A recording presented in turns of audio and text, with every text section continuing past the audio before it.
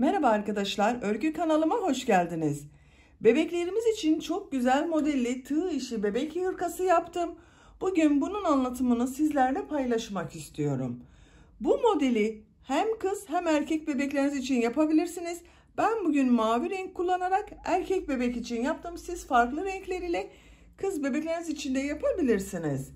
Hırkanın örgüsüne yakadan zincir yaparak başlıyoruz. Ben bugün bu hırka anlatımını 6 aylık bebek ölçüsünde anlatıyorum.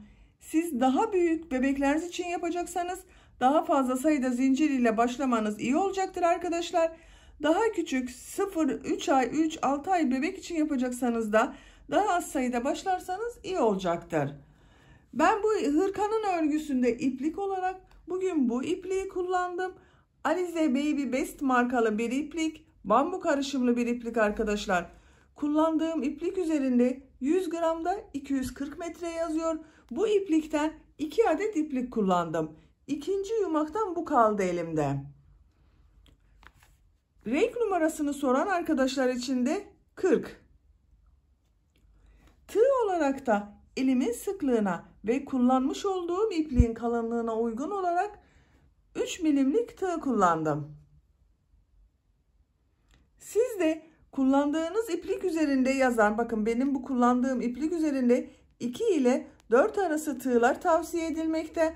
Ben bugün 3 milim tığ kullandım. Siz de kullandığınız iplik üzerinde yazan tığları kullanırsanız yaptığınız örgüler daha düzgün olacaktır. Elin sıklığına göre, ipliğin kalınlığına göre ve tığ numaranıza göre benim sizinle yapmış olduğum ölçü değişecektir. Ben bugün standart bebek ölçüsünde anlatıyorum arkadaşlar. Sizin bebeğiniz kilolu bir bebek ise bu ölçü küçük gelecektir veya zayıf bir bebek ise de büyük gelecektir. Kendi bebeğinize göre bunu daha büyük veya daha küçük yapabilirsiniz. Roba bölümüne ben 3 adet düğme dikmeyi tercih ettim. Siz isterseniz tamamını düğmeli yapabilirsiniz. Açık olarak da görelim.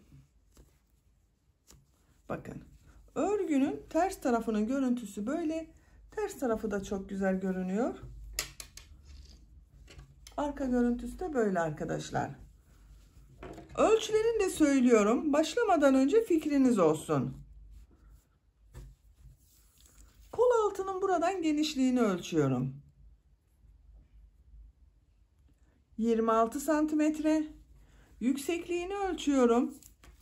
Kol altından yükseklik 19 santimetre. Tam yüksekliğini ölçüyorum. 31 santimetre. Kol yüksekliğini ölçüyorum.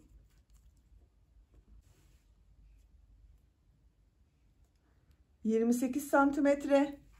Kol altından yüksekliğini ölçüyorum. 16 santimetre.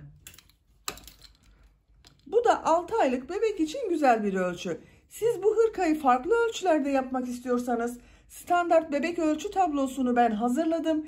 İzlediğiniz bu videonun açıklama bölümüne tabloyu ekliyorum. Siz o tabloya bakarak bebeğinize uygun ölçülerde yüksekliklerin ayarlamasını yapabilirsiniz. Hazırsanız hep birlikte bu güzel hırkanın örgüsüne başlayalım. Örgü kanalıma abone değilseniz abone olmayı unutmayın lütfen. Örgü kanalıma abone olmak ücretsizdir. Örgü kanalıma ücretsiz abone olup beğeni ve yorumlarında yaparak destek olan bütün arkadaşlara çok teşekkür ederim. Aklınıza takılan sorular olursa da yorumlar bölümünden sorabilirsiniz. Mümkün olduğunca bütün sorulara cevap vermeye çalışıyorum. Hepinize kolay gelsin. İyi çalışmalar.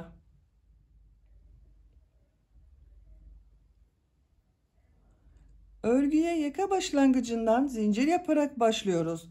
Zincir yapabilmek için ben ilk ilmeği bakın bu şekilde yapıyorum.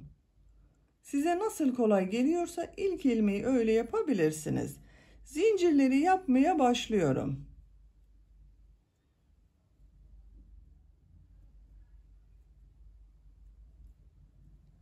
...75 zincir yaptım ben başlangıç olarak arkadaşlar. Bu şekilde bakın çok sıkı olmayan zincirler yaptım. Bu zincirleri çok sıkı yapmayalım. Şimdi bu zincirler üzerine trabzanlar yapacağız. Bu 75 zincirin kaç santimetre olduğunu da ölçüyorum.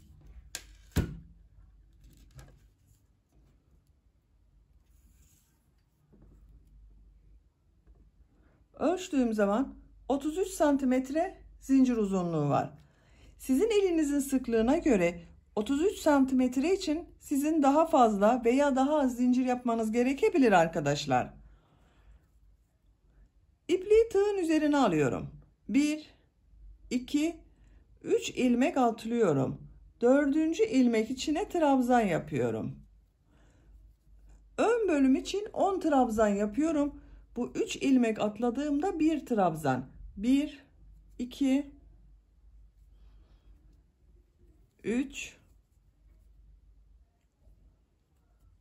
4, 5, 6, 7, 8, 9, 10. Sayıyorum bakın. 3 ilmeği de atladığımda sayıyorum. 1, 2, 3, 4, 5, 6, 7, 8, 9, 10. Ön bölümün birisini yaptık. 2 zincir yapıyorum. Kol bölümü için bu zincirler üzerine 16 trabzan yapıyorum. 1, 2, 3, 4, 5, 6, 7, 8, 9, 10, 11, 12, 13, 14, 15, 16. Kol bölümü için 16 trabzan yaptım. 2 zincir yapıyorum. Yanında bulunan ilmek içine arka bölüm için ilk trabzanı yapıyorum. Arka bölüme 20 trabzan yapıyorum. Siz bu ön bölümü kaç trabzan yaptıysanız arka bölüm 2 katı olacak arkadaşlar. 2 ön bölümün toplamını arka bölüm olarak yapıyoruz. Ona göre kendinize göre de ayarlama yapabilirsiniz. Buraya 20 trabzan yapıyorum. 2, 3, 4, 5, 6, 7, 8, 9, 10, 11, 12, 13, 14, 15, 16, 17, 18, 19, 20. Arka bölüm için 20 trabzanı yaptım. 2 zincir yapıyorum. Diğer kol bölümü için de 16 trabzan yapıyorum. Bu kol örgüsünde 16 trabzan yaptım. Buraya da 16 trabzan yapıyorum. Yanında bulunan bakın ilmek içine trabzanı başlıyorum. 16 trabzanı yapalım buraya arkadaşlar. Diğer kol bölümü için 16 trabzanı yaptım. 2 zincir yapıyorum. Bu ilmek içine ön bölüm için ilk trabzanı yapıyorum. Bu ön bölümde 10 trabzan yaptım. Buraya da 10 trabzan yapıyorum. 1, 2, 3, 4, 5, 6, 7, 8, 9, 10. Ön bölüm için 10 trabzanı yaptım. Bu ilk sırada bakın yaka başlangıcında yaka ayrımlarını yaptık. 10 trabzan ön bölümler için yaptım. 16'şar trabzan kol bölümleri için yaptım. Önlerin toplamı olarak da 20 trabzanı arka bölüm için yaptım. Siz bunu daha büyük bebeğiniz için yapıyorsanız ön bölümleri 11 trabzan yapabilirsiniz. Her iki ön bölümü, kol bölümünü aynı sayıda yapabilirsiniz. Arka bölümü 22 trabzan yaparsanız ölçünüz bir beden daha büyük olacaktır arkadaşlar.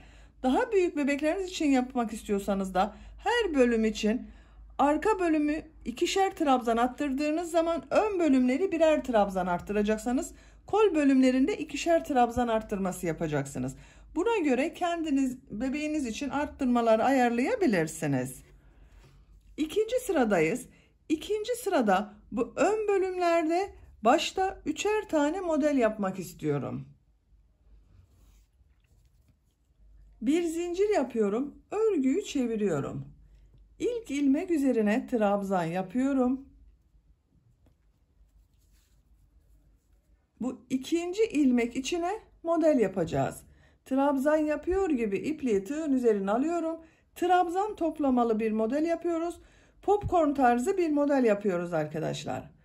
Bu ilmeğe bakın. Çektim. İlmek alıyorum. 2 ilmekten çıkardım. Bunu çıkarmıyorum. Bekletiyorum. Tekrar tığın üzerine iplik doluyorum. Aynı ilmekten ilmek aldım. Çektim. İlmek alıyorum. 2 ilmekten çıkardım. Bekletiyorum. Tığın üzerinde 3 ilmek var. Tekrar tığın üzerine iplik doluyorum. İlmek aldım. Çektim. 2 ilmekten çıkarıyorum. Tığın üzerinde 4 ilmek var. Tekrar tığın üzerine iplik doluyorum. Aynı ilmekten ilmek aldım. 2 ilmekten çekiyorum. Tığın üzerinde 5 ilmek var. 4 defa trabzan yapıyor gibi yaptık bakın. İlmek alıyorum. Hepsini içerisinden bir defa da çekiyorum. Bakın modeli bu şekilde yaptık, popcorn modeline. Bir zincir yapıyorum. Tığın üzerine iplik alıyorum. Bir ilmek atlıyorum. İkinci ilmek içine yine aynı şekilde popcorn modeli yapıyorum. Bakın 4 defa topluyoruz. 2 3 4. Tığın üzerine 5 ilmek var. İlmek alıyorum. Hepsinin içinden bir defa da çekiyorum. Bir zincir yapıyorum. Bir ilmek atlıyorum. İkinci ilmek içine popcorn modeli yapıyorum. 4 defa da topluyorum yine bakın. 1 2 3 4. Tığın üzerinde 5 ilmek var. İlmek alıyorum. Hepsinin içinden bir defa da çekiyorum. 3 model yaptık bakın buraya arkadaşlar. Bir zincir yapıyorum. Bir ilmek atlıyorum. Artık trabzan olarak devam ediyorum. Trabzan yapıyorum. Diğer ilmekleri de trabzan yaparak devam ediyorum bakın.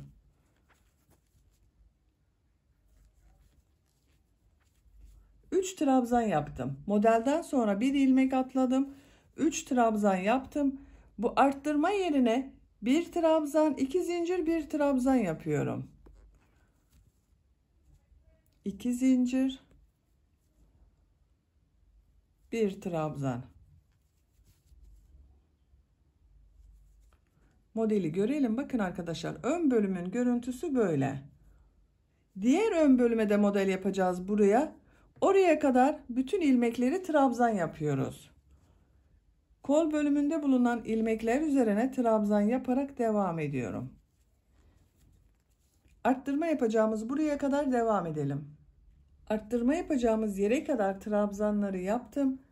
Bu arttırma yapacağımız 2 zincirin içine bir trabzan, 2 zincir, bir trabzan yapıyorum.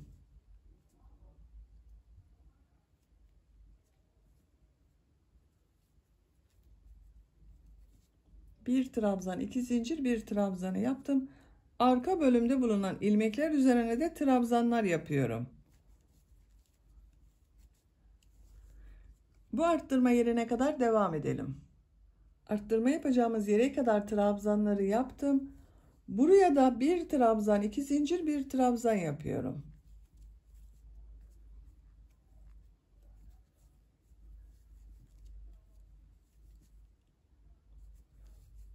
Diğer ilmekleri trabzan yaparak devam ediyorum. Arttırmaları bir trabzan, 2 zincir, bir trabzan şeklinde yapıyoruz arkadaşlar. Bu arttırma yerine kadar devam edelim. Diğer arttırma yerine kadar trabzanları yaptım. Buraya da bir trabzan, 2 zincir, bir trabzan yapıyorum.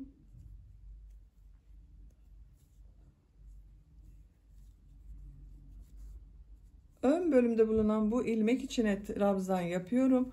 Bu ön bölüme de model yapacağız arkadaşlar. Bakın burada başlangıçta model yaptım. Orada da model yapacağız. Modelin hangi ilmekten başlayacağımızı saymak için bakın burada kaç trabzan yaptığımı sayıyorum. Arttırmayla birlikte 4 trabzan yaptım. 3 trabzan yaptım bakın buraya. Bu ön bölümde de 3 trabzan yapıyorum. 1 2 3. Bakın toplam 4 trabzan oldu arttırmayla birlikte. Bir zincir yapıyorum. Bir ilmek atlıyorum. İkinci ilmeğe modeli yapıyorum. 1 2 3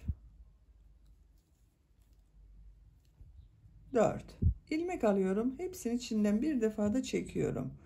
Bir zincir yapıyorum. Bir ilmek atlıyorum. İkinci ilmek içine model yapıyorum.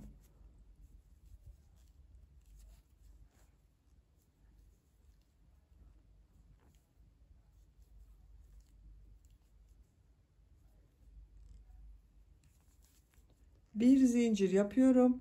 Bir ilmek atlıyorum. İkinci ilmek içine model yapıyorum. 1 2 3 4 ilmek alıyorum. Hepsinin içerisinden bir defa da çekiyorum. İpliği tığın üzerine alıyorum. Son trabzanı bakın. Trabzan sırasına başlarken 3 ilmek atlamıştım. Bunun son zincirin üzerine bakın. Tığı takıyorum. Trabzan yapıyorum. Sıra sonunda bir trabzan yaptım. Sıra başında da bakın bir trabzan yaptım. Sıra sonunda da bir trabzan yaptım. Bu ön bölüme de 3 modeli yaptık. Bakın 1, 2, 3 aralarda bir zincir yaptık. Bakın arkadaşlar. 3. sıradayız. 3. sıra trabzan sırası. Bir zincir yapıyorum. Örgüyü çeviriyorum. İlk ilmeğe trabzan yapıyorum. Model üzerinde bulunan bu ilmek içine trabzan yapıyorum. 2 model ortasında zincir yaptım. Bu zincir boşluğuna trabzan yapıyorum. Model üzerinde bulunan ilmeğe trabzan yapıyorum. Bir zincire trabzan yapıyorum. Model üzerine trabzan yapıyorum. Burada yaptığım bir zincir üzerine trabzan yapıyorum. Diğer ilmekleri de trabzan yaparak devam ediyorum. Modeli örgünün ters tarafından yapıyoruz. Ters tarafını yaptığımız sırada model yapıyoruz arkadaşlar. Düz tarafından yaparsak bu model görünmez yoksa. Arttırma yaptığımız yere kadar bakın sayalım. Başlangıçta 10 trabzan ile başladım. Bu ikinci sırada bir trabzan arttırması yapmam gerekiyor. 11 trabzan olması gerekiyor. Burada da 12 trabzan yapacağız. Bakın 1, 2, 3, 4, 5, 6, 7, 8, 9, 10, 11. Bir de arttırma yapıyoruz buraya. 12 trabzan oluyor. Her sırada bölüm bir trabzan arttırması oluyor. 2 zincir yapıyorum. Buraya bir trabzan yapıyorum. Diğer ilmekleri de trabzan yaparak devam ediyorum. Trabzan yaparak devam edelim. Bu arttırma yerinde bir trabzan, 2 zincir, bir trabzan yapalım. Trabzan yapalım. Bu arttırma yerinde de bir trabzan, 2 zincir, bir trabzan yapalım. Diğer kol bölümünde trabzanları yapalım. Bu arttırma yerinde de bir trabzan, 2 zincir, bir trabzan yaparak devam edelim. Trabzanları yaparak buraya kadar tamamladım arkadaşlar. Bu arttırma yerlerinde de bakın bir trabzan, 2 zincir, bir trabzan yaptım. Diğer ilmekleri trabzan yaptım. Kol ile ön bölümü ayıran arttırma yerindeyiz. Buraya da bir trabzan, 2 zincir, bir trabzan yapıyorum. Trabzanlar üzerine trabzanlar yapıyorum. Model üzerine sizinle tekrar yapmak istedim.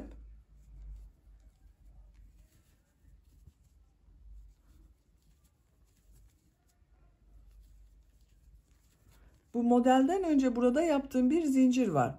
Bunun üzerine bir trabzan yapıyorum. Model üzerine bir trabzan yapıyorum. Bakın burada bir ilmek var. Bu ilmeğe trabzan yapıyorum. Bir zincir üzerine trabzan yapıyorum. Model üzerine trabzan yapıyorum. Zincir üzerine trabzan yapıyorum. Model üzerine trabzan yapıyorum. Son trabzanın üzerine de trabzan yapıyorum. Bakın. Kaç trabzan olduğunu sayıyorum. 2, 4, 6, 8, 10, 12.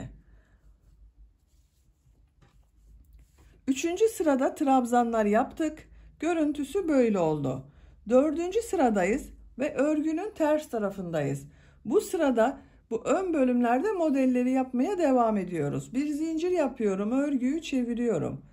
İlk ilmek içine trabzan yapıyorum. İkinci ilmeğe model yapıyorum.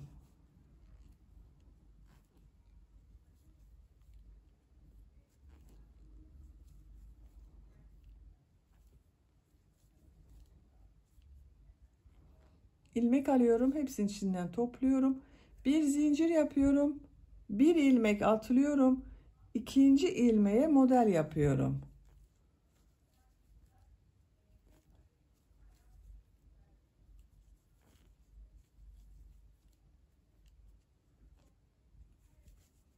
Bir zincir yapıyorum. Bir ilmek atlıyorum. İkinci ilmeğe model yapıyorum.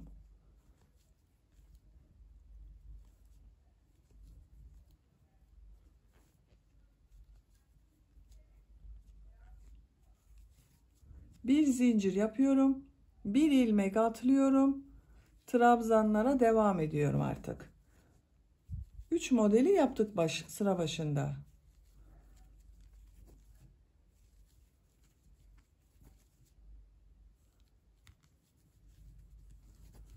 Arttırma yerinde de bir trabzan, 2 zincir, bir trabzan yapıyorum.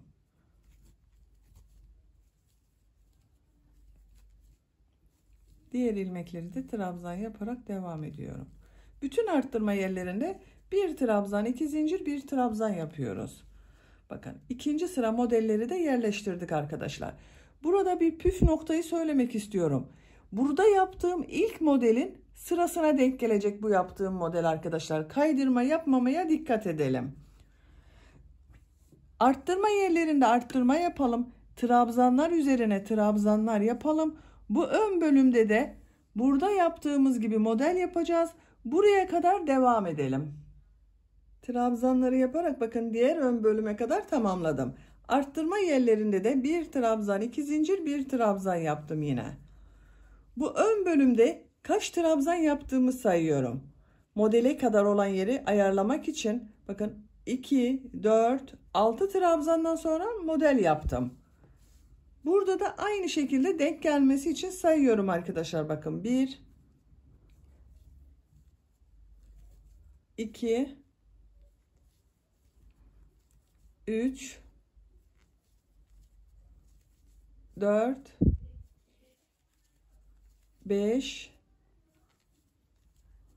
6. 2, 4, 6 trabzan oldu.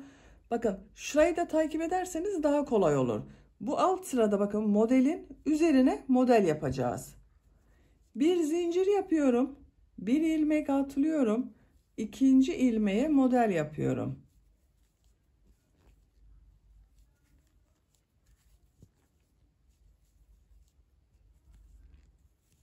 Bakın burada yaptığım modelin olduğu sırada kaydırma yapmıyorum. Bir zincir yapıyorum. Bir ilmek atlıyorum. Model yapıyorum.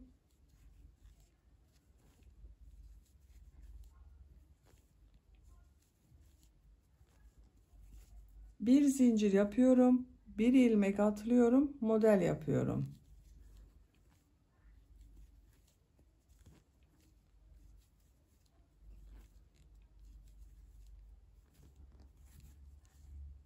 İpliği tığın üzerine alıyorum. Son ilmeğe de trabzan yapıyorum. Bakın. Modelde ikinci sırayı yaptık. Bir zincir yapıyorum. Örgüyü çeviriyorum. Trabzan sırası yapıyoruz. Bu arttırma yerlerinde yine bir trabzan, iki zincir, bir trabzan yapıyorum. İlk ilmeğe trabzan yapıyorum. Model üzerinde bulunan bu ilmeğe trabzan yapıyorum. Bir zincirli boşluğa trabzan yapıyorum. Model üzerinde bulunan ilmeğe trabzan yapıyorum.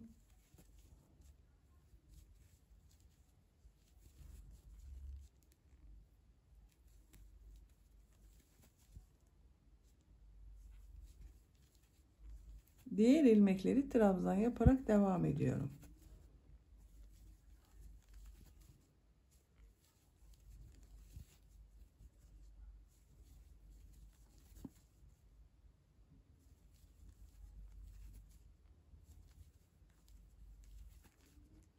Arttırma yerinde bir trabzan, iki zincir, bir trabzan yapıyorum.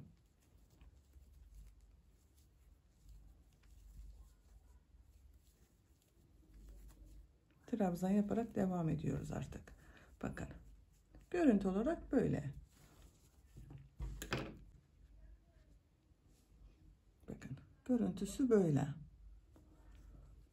Örgüye bu şekilde devam edeceğiz arkadaşlar. Bu iki sıranın tekrarıyla. Bir sırada bu model sırasını yapıyoruz. Bir sırada şimdiki yaptığımız gibi trabzan sırası yapıyoruz. Bu 4 noktadan bakın 1, 2, 3, 4 noktadan bir trabzan, iki zincir, bir trabzan şeklinde arttırma yapıyoruz. Robanın örgüsünü arttırmalar yaparak devam edelim. Her sırada arttırmalar yaparak roba yüksekliğini 10 sıra olarak tamamladım. Sayıyorum. 1, 2, 3, 4, 5, 6, 7, 8, 9, 10. Kaç santimetre olduğunu da ölçüyorum arkadaşlar. Bakın ölçtüğüm zaman 10 santimetre robanın yüksekliği var. Modelli bölümü de yapmaya devam ettim. Şöyle de katlayalım. Bakın görüntüsü böyle. Bu sıradan itibaren kol ve gövdeyi birbirinden ayıracağız. Örgümüzü gövdenin örgüsüyle devam edeceğiz. Bir zincir yapıyorum. Örgüyü çeviriyorum. Düz tarafındayız bakın. Bu sırada modellerin üzerinden trabzanlar yapıyorum. İlk ilmek içine trabzan yapıyorum. Modelin üzerinde bulunan ilmek içine trabzan yapıyorum. Bir zincirin üzerine trabzan yapıyorum. Model üzerine trabzan yapıyorum. Bir zincirin üzerine trabzan yapıyorum.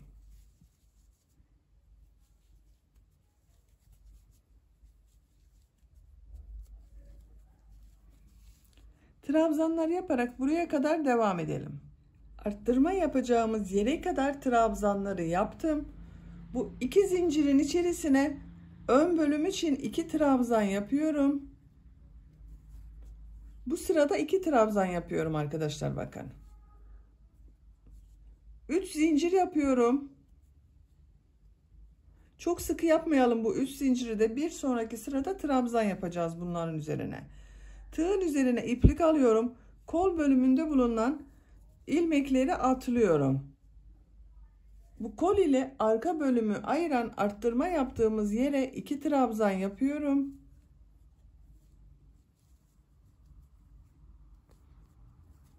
Diğer ilmekleri de trabzan yaparak devam ediyorum. Arttırma yerlerinde ikişer trabzan yaptım. Kol altında bakın zincir şeklinde oluşturduk. Diğer arttırma yapacağımız buraya kadar devam edelim. Arttırma yapacağımız yere kadar trabzanları tamamladım.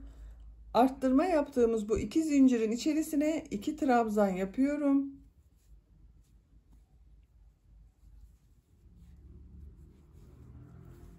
Üç zincir yapıyorum. Kolda bulunan ilmekleri atlıyorum. Bu iki zincirin içine 2 trabzan yapıyorum.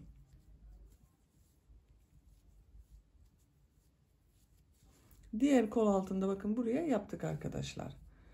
Diğer ilmeklere trabzan yaparak devam ediyorum. Sıra sonuna kadar trabzanları yaparak devam edelim. Sıra sonuna kadar trabzanları yaparak tamamladım. Görüntüsüne bakalım arkadaşlar. Bakın bu şekilde oldu.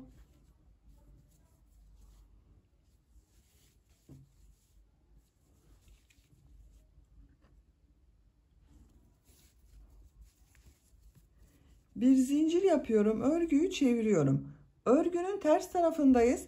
Bu sırada model yerleştiriyoruz. Bu 3 model devam edecek. İlk ilmek üzerine trabzan yapıyorum. İkinci ilmek üzerine modeli yapıyorum bakın.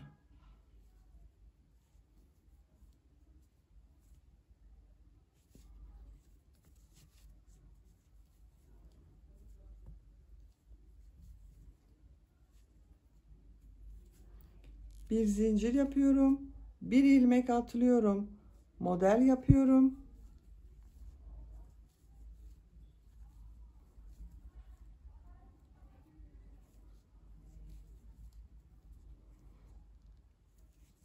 Bir zincir yapıyorum. Bir ilmek atlıyorum. Model yapıyorum.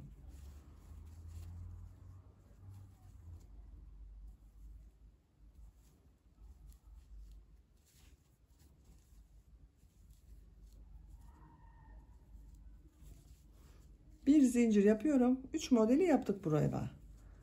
Bir ilmek atlıyorum. Trabzanları yapmaya devam ediyorum.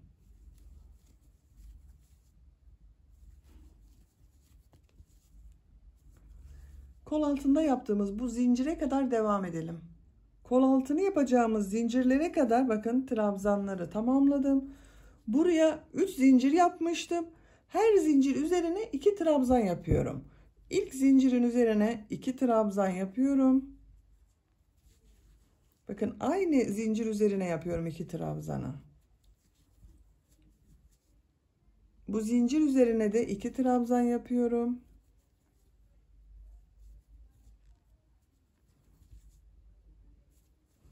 Üçüncü zincir üzerine de 2 trabzan yapıyorum. Bakın 3 zincir yapmıştım. İkişer trabzan yaptım. 6 trabzan oldu burada.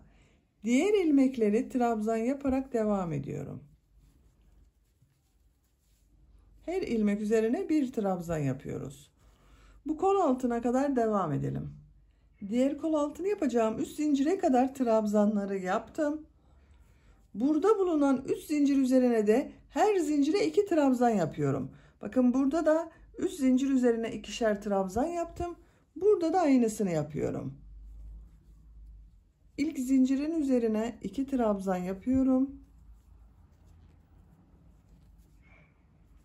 İkinci zincir üzerine 2 trabzan yapıyorum.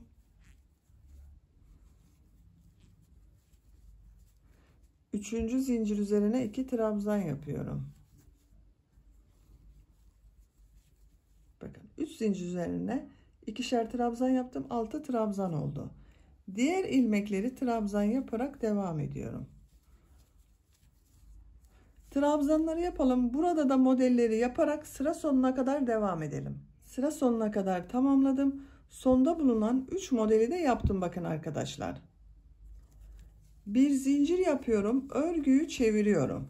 Bu sıra trabzan sırası. Model üzerine de trabzan yapıyoruz bakın bu sırada. İlk ilmek üzerine trabzan yapıyorum. Diğer ilmekleri de trabzan yaparak devam ediyorum.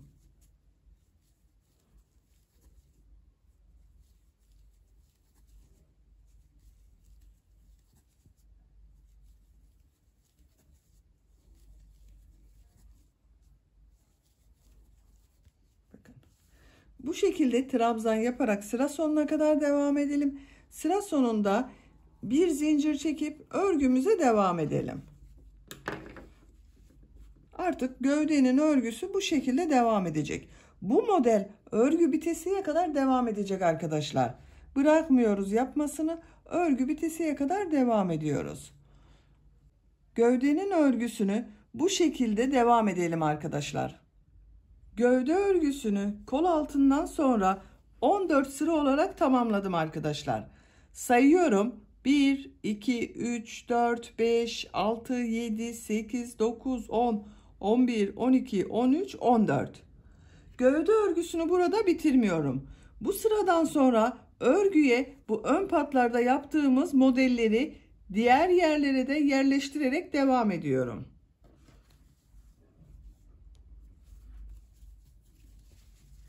Bir zincir yapıyorum. Örgüyü çeviriyorum.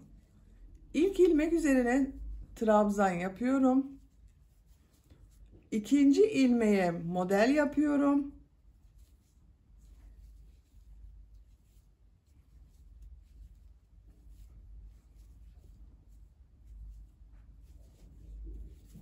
Bir zincir yapıyorum. Bir ilmek atlıyorum. Model yapıyorum.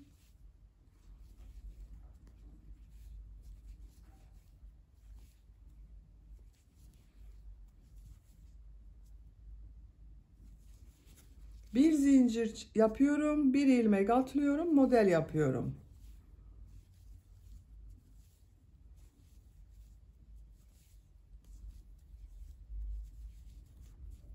Ön patta 3 modeli yaptık bakın. Bir zincir yapıyorum. Trabzan olarak devam etmiyorum. Model olarak devam ediyorum arkadaşlar. Bir ilmek atlıyorum. Model yapıyorum.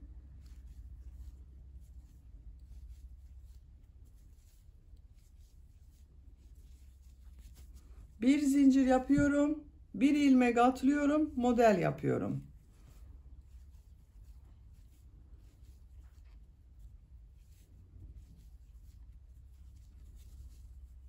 Bakın.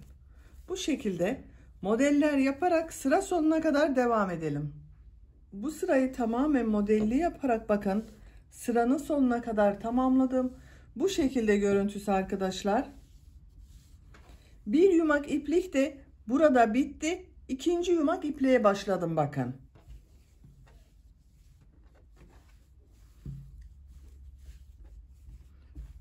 Böyle oldu. Bir zincir yapıyorum. Örgüyü çeviriyorum. Trabzan sırasındayız. Bu bakın ön patların buralarda yaptığımız gibi trabzanlar yapıyoruz. Model üzerine bir trabzan yapıyorum. Model ortasında yaptığım bir zincirli boşluklara bir trabzan. Model üzerine bir trabzan. Model ortasında bulunan boşluklara bir trabzan.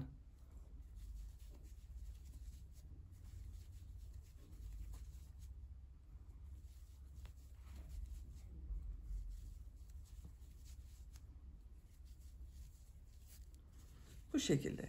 Trabzan sırası yaparak sıra sonuna kadar devam edelim. Bir sonraki sırada yine modelleri yaparak örgüye devam edelim arkadaşlar. 2 sıra model sırası yaptım bakın arkadaşlar. Bu şekilde model sırasında bitirdim. İpliği burada kesiyorum.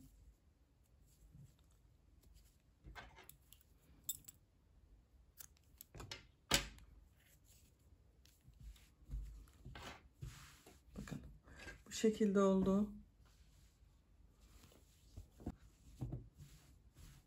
Bakın görüntüsü böyle. Çok güzel oluyor gördüğünüz gibi. Şimdi ön pat çalışmalarını yapalım. Ön patları yaparken bir tarafına düğme için sık iğnelerden oluşan ön pat yapacağız. Bir tarafına da düğme için düğme biritleri yapacağız arkadaşlar. Diğer uç noktasından başlıyorum bakın.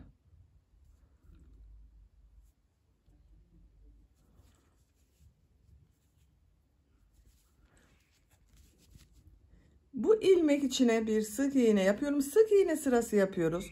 Gördüğüm ilmeklere sık iğneler yapıyorum.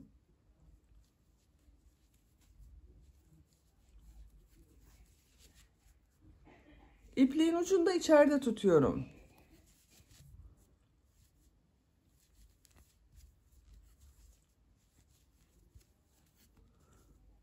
Bu şekilde sık iğneler yapıyoruz. Yaka başlangıcına kadar devam edelim. Yaka başlangıcına kadar bir sıra sık iğneyi yaptım bakın. Görüntü olarak böyle oldu. İkinci sırada yine sık iğne yapacağız. Sık iğneleri yaparken bu roba bölümünün buraya ben 3 adet düğme için düğme biriti yapmak istiyorum. Yerini işaretleyelim. Bakın birisini hemen bu yakanın başlangıcına yaparım. Bir diğerini bu robanın bittiği bakın. Buraya 3 düğme yapmak istiyorum. Siz isterseniz tamamını da düğmeli yapabilirsiniz arkadaşlar. Ben sadece bu roba bölümüne 3 tane düğme dikmek istiyorum. Üçüncüyü de ikisinin tam ortasına şöyle katlayabilirsiniz de. Bakın ortası burası. Şu şekilde. 3 düğme biritinin yerini belirledik. Bir zincir yapıyorum. Örgüyü çeviriyorum. İlk ilmek içine sık iğne yapıyorum. Bir tane sık iğne yaptım. Düğme biriti için 2 zincir yapıyorum. 2 ilmek atlıyorum. 3. ilmeğe sık iğne yapıyorum. Bu işaret yaptığım yere kadar sık iğneler yapıyoruz. Bakın düğme biritinin birisini yaptım. 1 yaptım. 2 3 4 5 6 7 sık iğneyi yaptım. 2 zincir yapıyorum. 2 ilmek artırıyorum. 3. ilmeğe sık iğne yapıyorum. 2 3 4 5 6 7 düğme biriti için 2 zincir yapıyorum. 2 ilmek atlıyorum. Diğer ilmekleri sık iğne yaparak devam ediyorum.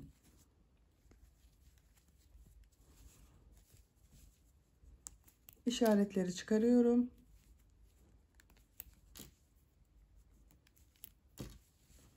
Roba bölümüne 1 2 3 düğme biritini yaptım. Sık iğneler yaparak bu uca kadar devam edelim. Sıra sonuna kadar sık iğneleri tamamladım. Bir zincir yapıyorum. Örgüyü çeviriyorum.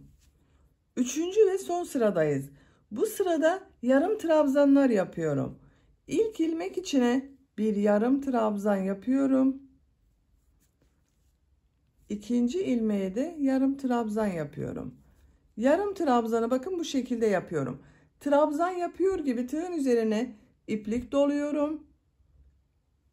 İlmek alıyorum.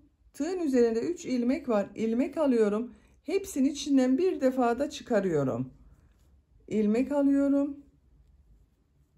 2 defada çıkarmıyoruz bakın. Bir defada çıkarıyorum.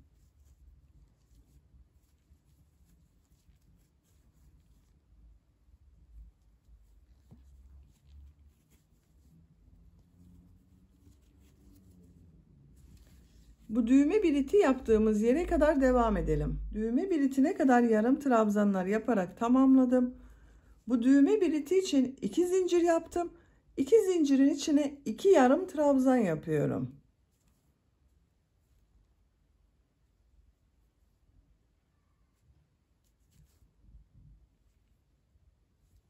Diğer ilmeklere birer defa yarım trabzan yaparak devam ediyorum.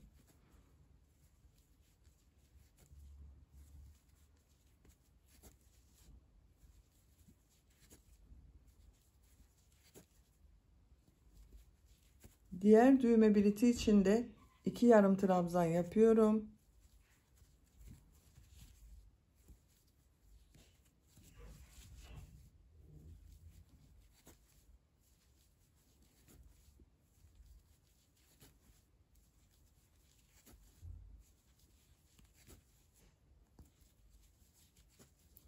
Bakın son düğme bilitine de 2 yarım trabzan yapıyorum.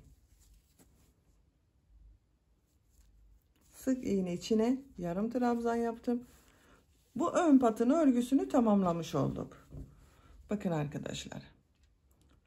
Diğer ön patada 2 sıra sık iğne, bir sırada yarım trabzan yapacağız. Burada yaptığımızın aynısını yapacağız. Düğme biliti yapmayacağız arkadaşlar. Oraya kadar sık iğneler yapıyorum boyun çevresinde. Aynı ilmeğe bir sık iğne yapıyorum. Burada bulunan ilmek içine sık iğne yapıyorum. Her ilmeğe bir sık iğne yapıyorum.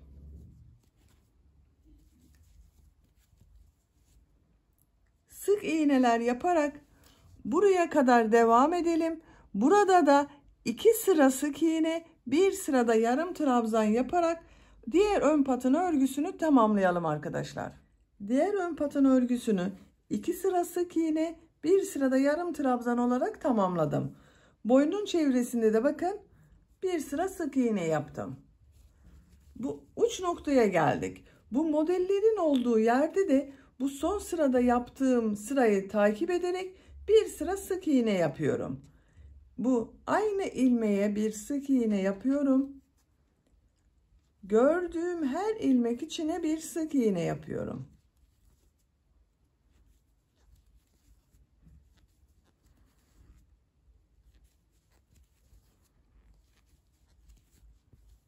Bu şekilde. Her ilmeğe bir sık iğne yaparak bu uç noktaya kadar devam edelim. Sık iğneleri yaparak sıra sonuna kadar tamamladım. Sıra sonunda ilmek kaydırması yaparak sırayı birleştirdim. Bakın görüntü olarak böyle oldu arkadaşlar. İpliği kestim. Hırkanın gövde örgüsünü böylece tamamlamış olduk. Şimdi kollarını yapalım.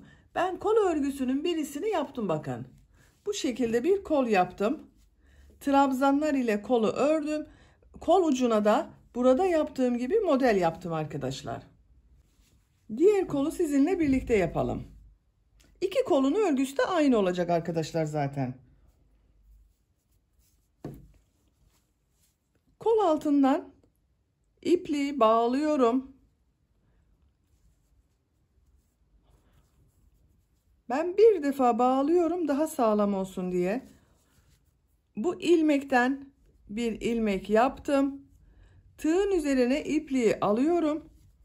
Bakın bu gövde ile kol bölümünü ayırdığımız sırada 2 trabzan yapmıştım. 2 zincir içine buraya 2 trabzan yapıyorum. 1 2. Diğer ilmeklere birer defa trabzan yapıyorum. İpliğin ucunu da içeride tutuyorum bakın.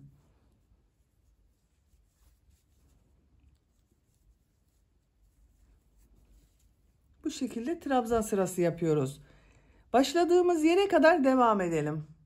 Kol bölümünde bulunan ilmekler üzerine trabzanlar yaparak bakın kolun bittiği yere geldim.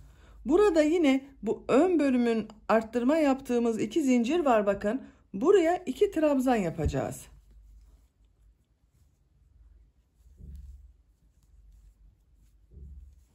Bir,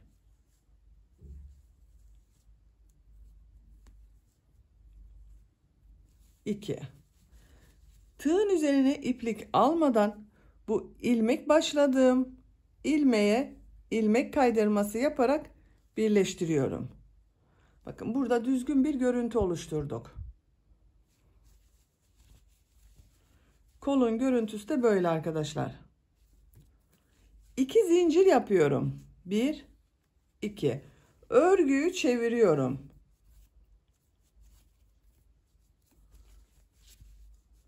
Bu ilk ilmek içine trabzan yapıyorum. Diğer ilmekleri de trabzan yaparak devam ediyorum.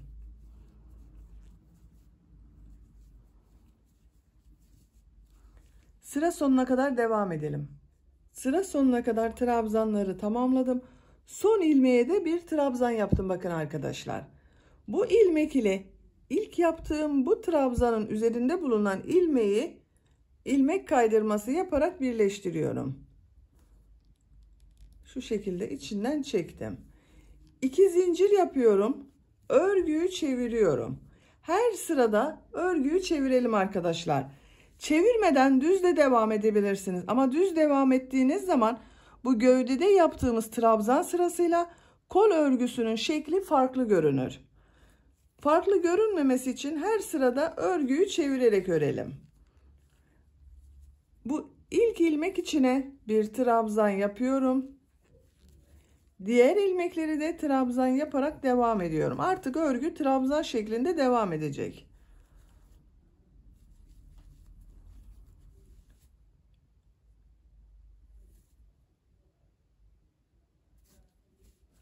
Sıra sonuna kadar trabzanlar yaparak devam edelim. Bu son ilmeğe de trabzan yapmayı unutmayalım. Benim bir sırada toplam 39 trabzan var arkadaşlar. Sizin yaptığınız ölçü daha büyük veya daha küçükse farklı sayıda olacaktır. Benimle aynı yaptıysanız benim bir sırada 39 trabzan var. Kolun örgüsü bu 39 trabzan ile devam edecek. Kaç sıra yaptığımı sayıyorum. Bakın. Bu birleşim yaptığım şimdiki sıradan sonra 2, 4, 6, 8, 10, 12, 14 sıra trabzan yaptım. Sonra model yerleştirmesini. Bu kolun örgüsünü de 14 sıra trabzan olarak yapalım. Kol ucunda yaptığım bu modelli bölümü sizinle birlikte yaparız. Diğer kolun örgüsünde hazırlarsanız daha iyi olur arkadaşlar. Kol örgüsünü bu bakın birleştirme yaptığım yerden itibaren 14 sıra trabzan sırası yaptım. Sayıyorum bakın. 1, 2, 3, 4, 5, 6, 7, 8, 9, 10, 11, 12, 13, 14. Burada bitirmiyorum arkadaşlar. Kol ucuna bunun gibi model yapacağız. Bakın trabzan sırası olarak da düz görünen tarafta bitirdim. 2 zincir yapıyorum. Modeli örgünün ters tarafından yerleştiriyorduk. Örgüyü çeviriyorum. Bu ilmeği atlıyorum. İkinci ilmek içine model yapıyorum. 1, 2, 3, 4. Bakın ilk modeli yaptım. Bir zincir yapıyorum. Bir ilmek atlıyorum. Model yapıyorum.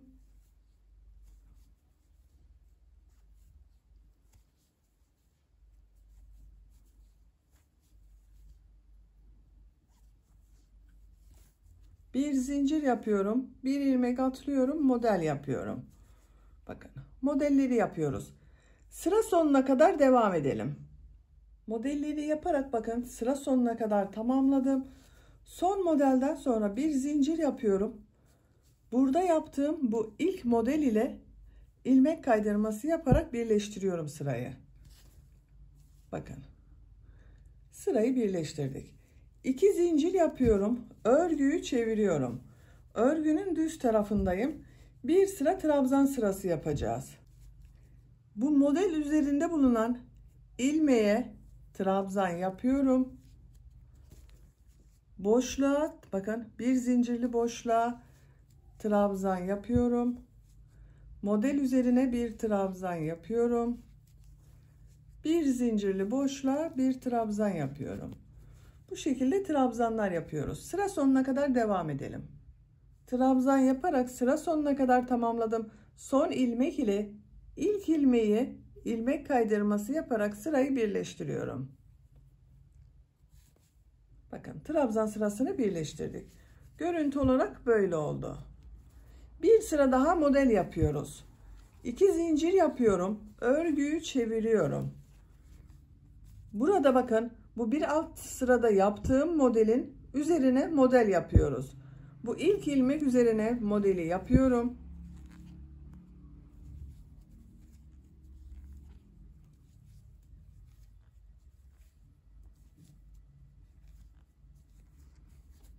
Bir zincir yapıyorum. Bir ilmek atlıyorum. İkinci ilmek üzerine model yapıyorum.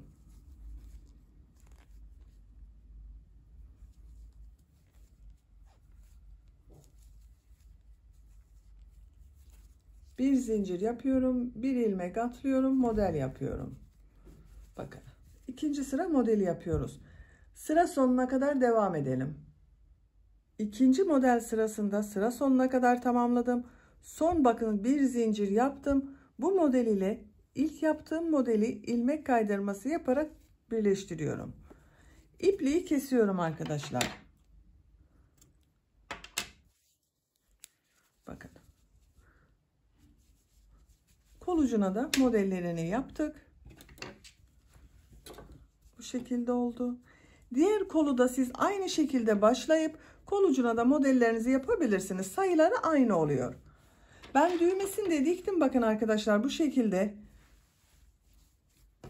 Bu ön pata 3 düğme biriti yapmıştım. Bunun tam karşısına gelen yere 3 tane düğme diktim. Şu şekilde takıyoruz.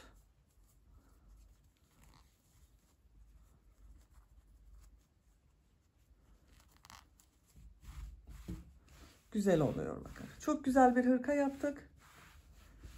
Arka görüntüsü bu şekilde. Kolları da çok güzel oldu. Modelde hem çok kolay hem de çok güzel görünüyor gördüğünüz gibi. Açık olarak tekrar bir kontrol edelim. Bakın örgünün ters tarafı burası. Arka görüntüsü de böyle. Bitmiş olarak size ölçülerini söylüyorum arkadaşlar. Kol altının buradan gövde genişliğini ölçüyorum.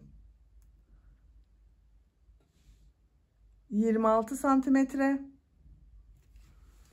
Yüksekliğini ölçüyorum.